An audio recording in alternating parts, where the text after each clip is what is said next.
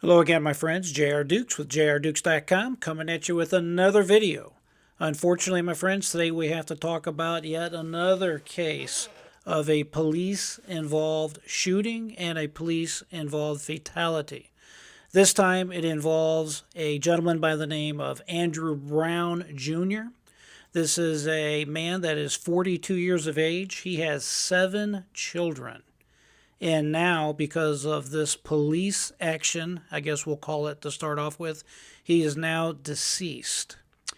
What happened here is that the city, let's start with the city, is Elizabeth City, North Carolina. It's a very small town. I believe the census says the town has all but around 8,000 people. So it's a very small town, and it's in a county that I believe it's pronounced Pasquotank County in North Carolina. This particular case illustrates the need for police reform. It illustrates specifically this so-called war on drugs that we've been fighting since I was a child back in the early Reagan administration is a complete failure, a complete waste of money, and is killing people all across this country because of police violence. This so-called war on drugs needs to end. Mr. Brown is dead because of this so-called war on drugs. It's important to note the reason the police in general love this war on drugs is because, depending on the state and depending on the particular laws in each and every state, when the police go out to your residence or they pull you over and you have drugs on you, they're basically allowed to keep in their coffers the money, the proceeds. It's all called ill-gotten gains. So if you're driving your car and you've worked your rear end off to pay for your car and you happen to have a little bit of marijuana, in most states, the police are allowed to pull you over, find the marijuana, and they get to keep your car.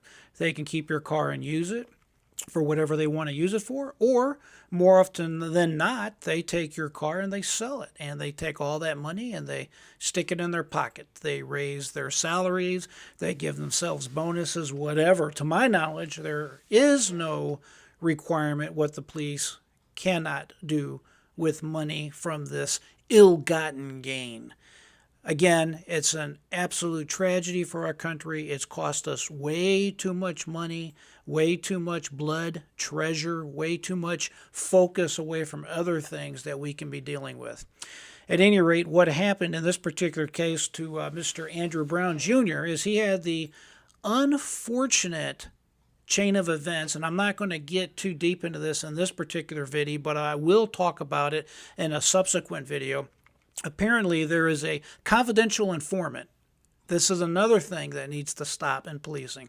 These so-called confidential informants pretty well gives the police a blank check to do whatever they want to do, because they can always tell a judge who is signing off on a search warrant that a confidential informant told them that this particular person is committing drug crimes. And of course, that will give the police reason and the ability to get a warrant from a judge and go in to invade your house, go in to invade and check your car, search your house, whatever. This is what happened, unfortunately, for Mr. Brown Jr., is that a confidential informant, apparently in another county, said that he was up to drug sales, some kind of drug activity. Now, I want to tell you in full disclosure that Mr. Brown does have, apparently from public reports that I've been able to locate, a lengthy, I guess you'd call it a rap sheet, but from what I can tell, it's not for violent type of crimes. It's simply for drug sales. At any rate, last Wednesday, April 21st, the Pasquotank Sheriff's Department executed an approved search warrant based on this confidential source. They went out to the home of Mr. Brown Jr. This particular incident in which Mr. Andrew Brown was killed took place at his residence, which is at 421 Perry Street in Elizabeth City, North Carolina. Went over to his home. They executed this warrant. Now, they have not released the full body cam that recorded this particular tragedy. CNN has reported today that the family was able to see a heavily redacted 20-second clip of the video. Basically, the faces were obscured, and the family was able to basically see 20 seconds of the this particular event. The family reports, paraphrasing here, that this particular video they saw showed Mr. Brown effectively being assassinated. Public reports indicate that the police radio chatter indicated that he was shot in the back of the head. Now, I want to let you know that when I tell you these police stories, what I like to do is I like to take my time and go through as many sources as I possibly can find online, and I try to basically paint a picture with what I find. And then I like to put it in some kind of story format with all these pieces kind of put together. At least at the publishing of this video, this is the best evidence that I could come up with. So we're at the residence on April 21st of Mr. Brown, and the Pasquotank County Sheriff's Department is out there executing this search warrant.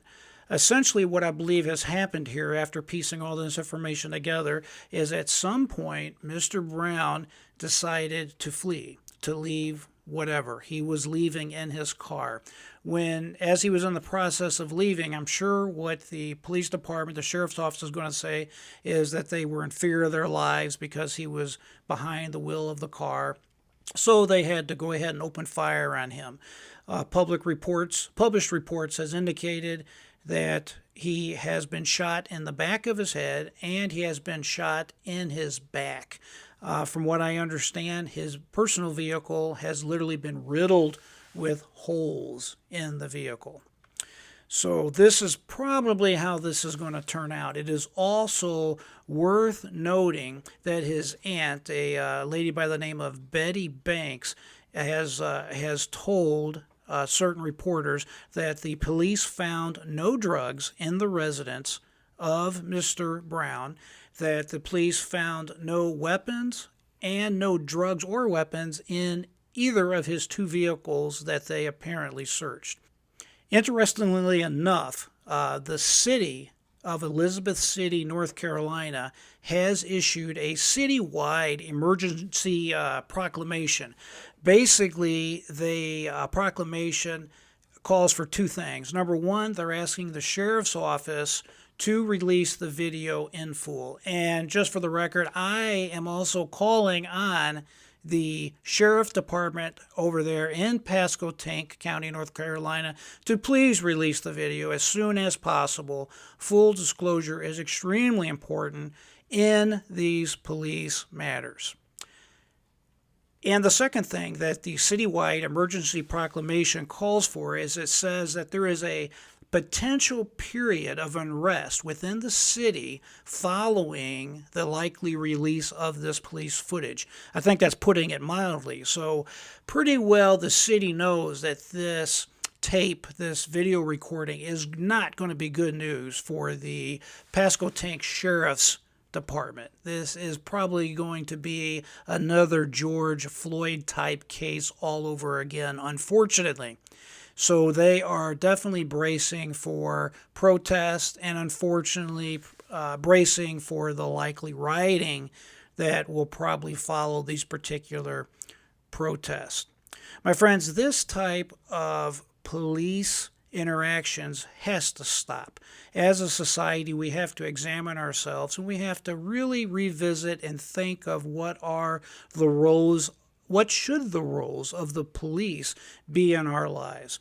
Do we really want to live in a country where someone can have their house invaded at any and all hours of the night because they may have some kind of drugs in their home or they may have a weapon that is not authorized or is not registered properly? I tell you the answer to this is no. Too many people have been dying as a result of this.